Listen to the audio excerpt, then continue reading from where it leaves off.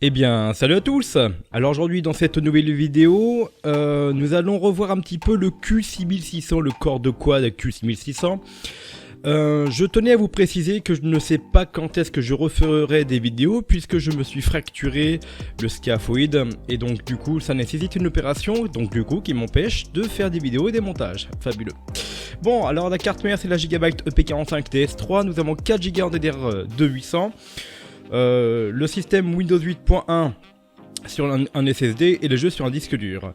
Et j'ai fait plaisir à mon petit Tawin concernant le jeu Smith.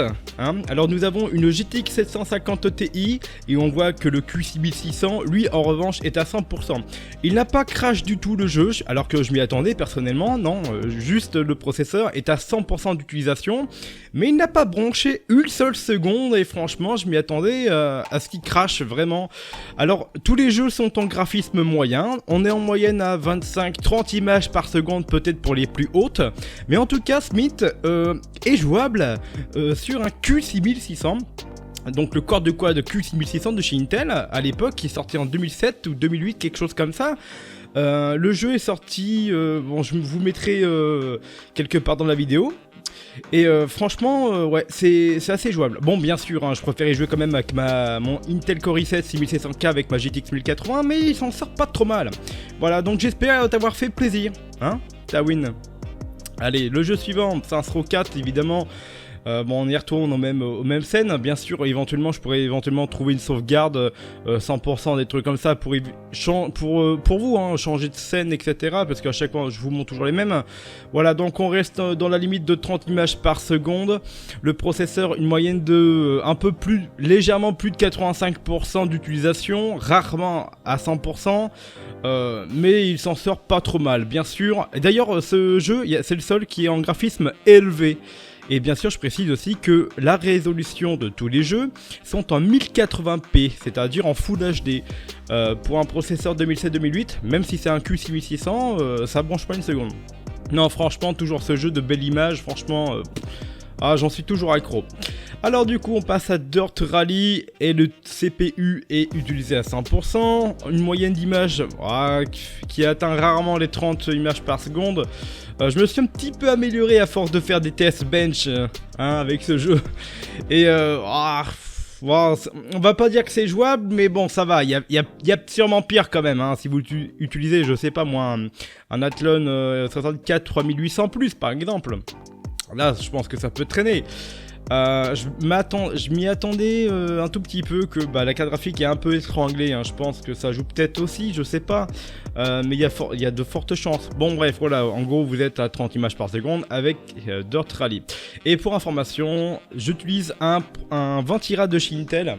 Un Ventyra de chez Intel qui est prévu pour un E8400, c'est-à-dire un corps de duo, mais pas un corps de quad. Donc c'est pour vous dire, les températures bougent pas plus que ça. Donc du coup, un petit test 3D Mark 2006 si j'ai pas de conneries. Bon, j'ai rarement atteint plus de 70 degrés avec cette configuration. Et du coup, vous avez le test de 3D Mark actuellement sur votre écran.